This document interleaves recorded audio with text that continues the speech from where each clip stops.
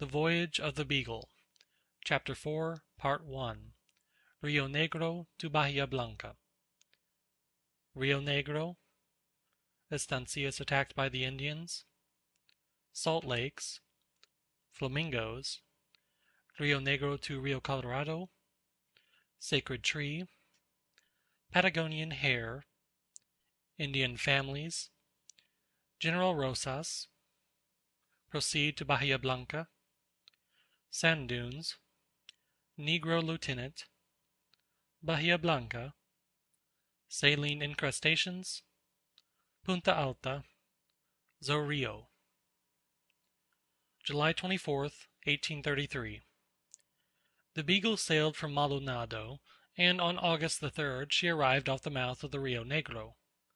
This is the principal river on the whole line of coast between the Strait of Magellan and the Plata. It enters the sea about 300 miles south of the estuary of the Plata. About 50 years ago, under the old Spanish government, a small colony was established here, and it is still the most southern position (latitude 41 degrees) on this eastern coast of America inhabited by civilized man.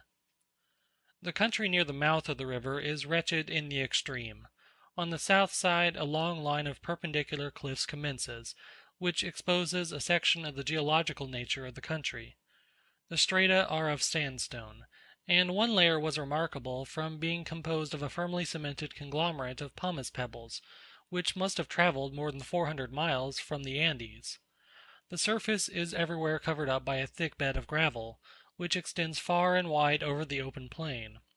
Water is extremely scarce, and, where found, is almost invariably brackish. The vegetation is scanty, and although there are bushes of many kinds, all are armed with formidable thorns, which seem to warn the stranger not to enter on these inhospitable regions. The settlement is situated 18 miles up the river. The road follows the foot of the sloping cliff, which forms the northern boundary of the great valley, in which the Rio Negro flows. On the way we pass the ruins of some fine estancias, which a few years since had been destroyed by the Indians. They withstood several attacks. A man present at one gave me a very lively description of what took place. The inhabitants had sufficient notice to drive all the cattle and horses into the corral which surrounded the house, and likewise to mount some small cannon. [Footnote: The corral is an enclosure made of tall and strong stakes. Every estancia, or farming estate, has one attached to it. End footnote. The Indians were Araucanians from the south of Chile, several hundreds in number, and highly disciplined. They first appeared in two bodies on a neighboring hill. Having there dismounted, and taken off their fur mantles, they advanced naked to the charge. The only weapon of an Indian is a very long bamboo or chuzo, ornamented with ostrich feathers and pointed by a sharp spearhead. My informer seemed to remember with the greatest horror the quivering of these chuzos as they approached near. When close, the cacique Pinchera hailed the besieged to give up their arms, or he would cut all their throats. As this would probably have been the result of their entrance under any circumstances, the answer was given by a volley of musketry. The Indians, with great steadiness, came to the very fence of the corral, but to their surprise they found the posts fastened together by iron nails instead of leather thongs, and of course in vain attempted to cut them with their knives. This saved the lives of the Christians. Many of the wounded Indians were carried away by their companions, and at last, one of the under caciques being wounded, the bugle sounded a retreat. They retired to their horses, and seemed to hold a council of war. This was an awful pause for the Spaniards, as all their ammunition, with the exception of a few cartridges, was expended. In an instant the Indians mounted their horses, and galloped out of sight. Another attack was still more quickly repulsed. A cool Frenchman managed the gun. He stopped till the Indians approached close, and then raked their line with grape shot. He thus laid 39 of them on the ground, and of course such a blow immediately routed the whole party. The town is indifferently called El Carmen or Patagones. It is built on the face of a cliff which fronts the river, and many of the houses are excavated even in the sandstone. The river is about 200 or 300 yards wide, and is deep and rapid. The many islands with their willow trees, and the flat headlands, seen one behind the other on the northern boundary of the broad green valley, form, by the aid of a bright sun, a view almost picturesque. The number of inhabitants does not exceed a few hundreds. These Spanish colonies do not, like our British ones, carry within themselves the elements of growth. Many Indians of pure blood reside here. The tribe of the Cacique Lucani constantly have their toldos on the outskirts of the town. [Footnote: The hovels of the Indians are thus called.] The local government partly supplies them with provisions, by giving them all the old worn out horses, and they earn a little by making horse rugs and other articles of riding gear. These Indians are considered civilized, but what their character may have gained by a lesser degree of ferocity is almost counterbalanced by their entire immorality. Some of the younger men are, however, improving. They are willing to labor, and a short time since a party went on a sealing voyage, and behaved very well. They were now enjoying the fruits of their labor, by being dressed in very gay, clean clothes, and by being very idle. The taste they showed in their dress was admirable. If you could have turned one of these young Indians into a statue of bronze, his drapery would have been perfectly graceful. One day I rode to a large salt lake, or salina, which is distant 15 miles from the town. During the winter it consists of a shallow lake of brine, which in summer is converted into a field of snow-white salt. The layer near the margin is from 4 to 5 inches thick, but towards the center its thickness increases. This lake was 2½ miles long and 1 broad. Others occur in the neighborhood many times larger, and with the floor of salt 2 and 3 feet in thickness, even when under water during the winter. One of these brilliantly white and level expanses, in the midst of the brown and desolate plain, offers an extraordinary spectacle. A large quantity of salt is annually drawn from the salina, and great piles, some 100 tons in weight, were lying ready for exportation. The season for working the salinas forms the harvest of Patagones, for on it the prosperity of the place depends. Nearly the whole population encamps on the bank of the river, and the people are employed in drawing out the salt in bullock wagons. This salt is crystallized in great cubes, and is remarkably pure. Mr. Trenham Reeks has kindly analyzed some for me, and he finds in it only 0.26 of gypsum and 0.22 of earthy matter. It is a singular fact that it does not serve so well for preserving meat as sea salt from the Cape de Verde Islands, and a merchant at Buenos Aires told me that he considered it as 50% less valuable. Hence the Cape de Verde salt is constantly imported, and is mixed with that from these salinas. The purity of the Patagonian salt, or absence from it of those other saline bodies found in all sea water, is the only assignable cause for this inferiority; a conclusion which no one, I think, would have suspected, but which is supported by the fact, lately ascertained, that those salts answer best for preserving cheese, which contain most of the deliquescent chlorides. The border of this lake is formed of mud, and in this numerous large crystals of gypsum, some of which are 3 inches long, lie embedded, whilst on the surface others of sulphate of soda lie scattered about. The Gauchos call the former the Padre del Sal, and the latter the Madre. They state that these progenitive salts always occur on the borders of the salinas, when the water begins to evaporate. The mud is black and has a fetid odor. I could not at first imagine the cause of this, but I afterwards perceived that the froth which the wind drifted on shore was colored green, as if by confervae. I attempted to carry home some of this green matter, but from an accident failed. Parts of the lake seen from a short distance appeared of a reddish color, and this perhaps was owing to some infusorial animalcula. The mud, in many places, was thrown up by numbers of some kind of worm, or annelidous animal. How surprising it is that any creature should be able to exist in brine, and that they should be crawling along crystals of sulphate of soda and lime! And what becomes of these worms when, during the long summer, the surface is hardened into a solid layer of salt?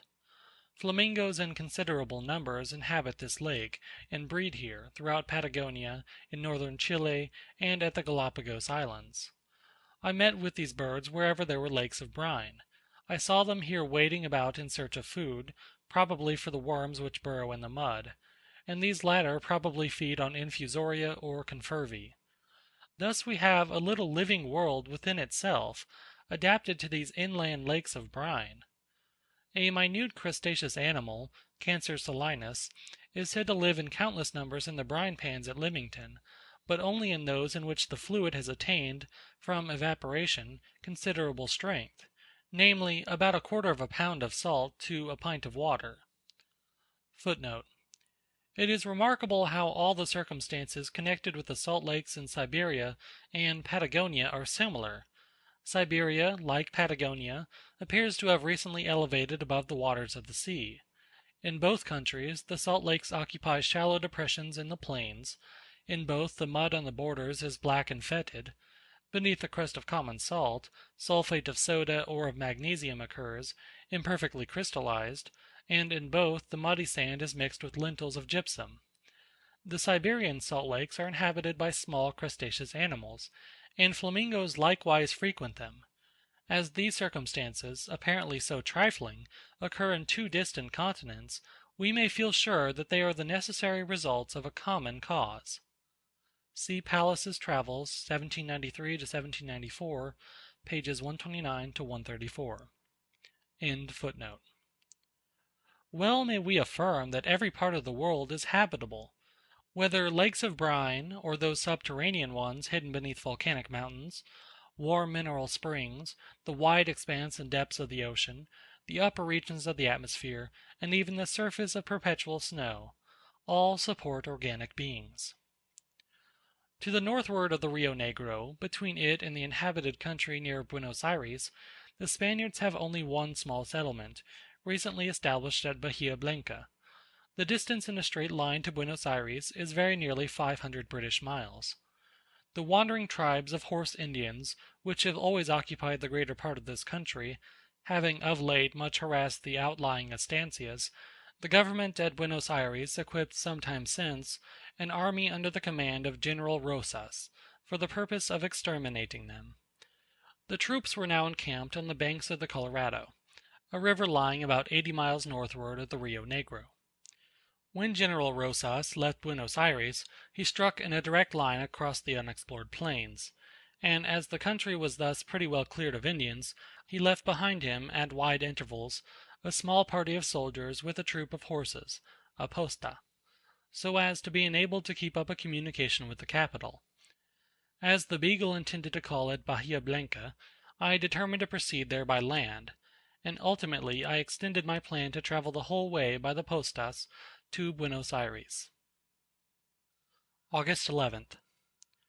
Mr. Harris, an Englishman residing at Patagones, a guide, and 5 gauchos, who were proceeding to the army on business, were my companions on the journey. The Colorado, as I have already said, is nearly 80 miles distant, and as we traveled slowly, we were 2 days and a half on the road. The whole line of country deserves scarcely a better name than that of a desert. Water is found only in 2 small wells. It is called fresh, but even at this time of year, during the rainy season, it was quite brackish. In the summer this must be a distressing passage, for now it was sufficiently desolate. The valley of the Rio Negro, broad as it is, has merely been excavated out of the sandstone plain, for immediately above the bank on which the town stands, a level country commences, which is interrupted only by a few trifling valleys and depressions. Everywhere the landscape wears the same sterile aspect. A dry gravelly soil supports tufts of brown withered grass, and low scattered bushes, armed with thorns. Shortly after passing the first spring we came in sight of a famous tree, which the Indians reverence as the altar of Walleechu. It is situated on a high part of the plain, and hence is a landmark visible at a great distance.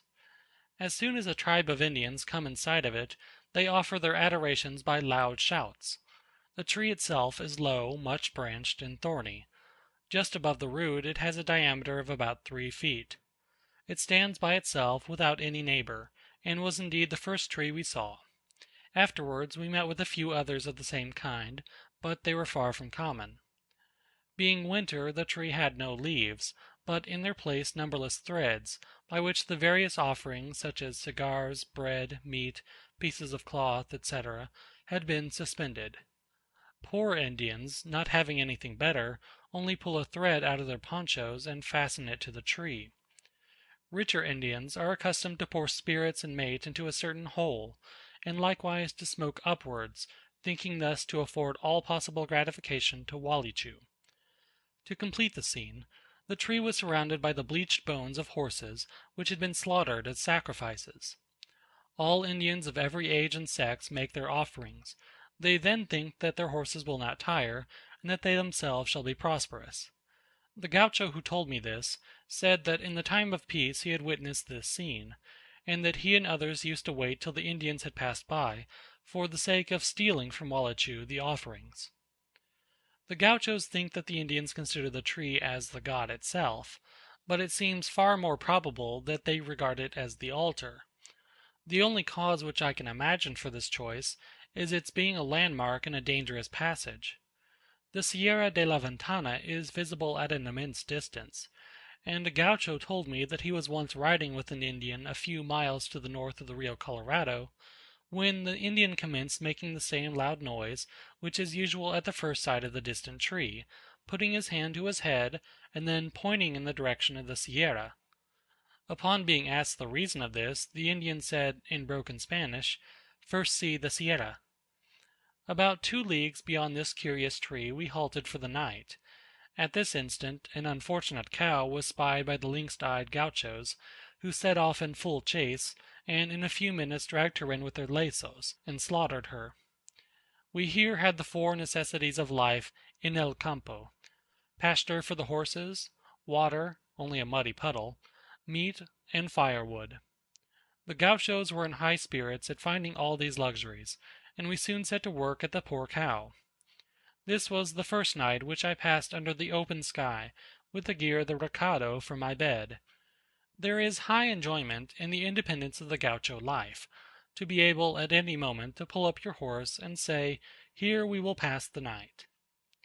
The death-like stillness of the plain, the dogs keeping watch, the gypsy group of gauchos making their beds round the fire, have left in my mind a strongly marked picture of this first night, which will never be forgotten.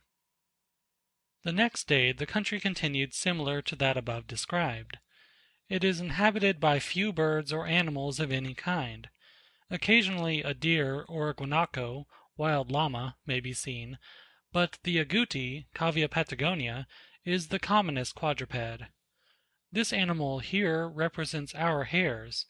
It differs, however, from that genus in many essential respects. For instance, it only has 3 toes behind. It is also nearly twice the size, weighing from 20 to 25 pounds. The agouti is a true friend of the desert. It is a common feature of the landscape to see 2 or 3 hopping quickly one after the other in a straight line across these wild plains. They are found as far north as the Sierra Tapalgane, latitude 37 degrees 30, where the plain rather suddenly becomes greener and more humid, and their southern limit is between Port Desire and St. Julian, where there is no change in the nature of the country. It is a singular fact, that although the agouti is not now found as far south as Port St. Julian, yet that Captain Wood, in his voyage in 1670, talks of them as being numerous there. What cause can have altered, in a wide, uninhabited, and rarely visited country, the range of an animal like this? It appears also, from the number shot by Captain Wood in one day at Port Desire, that they must have been considerably more abundant there formerly than at present. Where the bizcacha lives and makes its burrows, the agouti uses them; but where, as at Bahia Blanca, the bizcacha is not found, the agouti burrows for itself. The same thing occurs with the little owl of the Pampas, Athene cunicularia, which has so often been described as standing like a sentinel at the mouth of the burrows; for in Banda Oriental, owing to the absence of the bizcacha, it is obliged to hollow out its own habitation. The next morning, as we approached the Rio Colorado, the appearance of the country changed. We soon came on a plain covered with turf, which, from its flowers, tall clover, and little owls, resembled the Pampas. We passed also a muddy swamp of considerable extent, which in summer dries, and becomes encrusted with various salts, and hence is called the Salitral.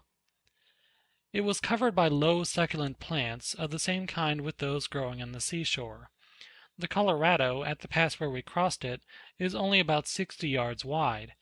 Generally it must be nearly double that width. Its course is very tortuous, being marked by willow trees and beds of reeds. In a direct line the distance to the mouth of the river is said to be 9 leagues, but by water 25. We were delayed crossing in the canoe by some immense troops of mares, which were swimming the river in order to follow a division of troops into the interior. A more ludicrous spectacle I never beheld than the hundreds and hundreds of heads, all directed one way, with pointed ears and distended snorting nostrils, appearing just above the water like a great shoal of some amphibious animal. Mare's flesh is the only food which the soldiers have when on an expedition. This gives them a great facility of movement, for the distance to which horses can be driven over these plains is quite surprising. I have been assured that an unloaded horse can travel 100 miles a day, for many days successively. The encampment of General Rosas was close to the river. It consisted of a square formed by wagons, artillery, straw huts, etc. The soldiers were nearly all cavalry, and I should think such a villainous banditti-like army was never before collected together. The greater number of men were of a mixed breed, between Negro, Indian, and Spaniard. I know not the reason, but men of such origin seldom have a good expression of countenance. I called on the secretary to show my passport. He began to cross-question me in the most dignified and mysterious manner. By good luck I had a letter of recommendation from the government of Buenos Aires to the commandant of Patagones. [Footnote: I am bound to express in the strongest terms my obligation to the government of Buenos Aires for the obliging manner in which passports to all parts of the country were given me, as naturalist of the Beagle.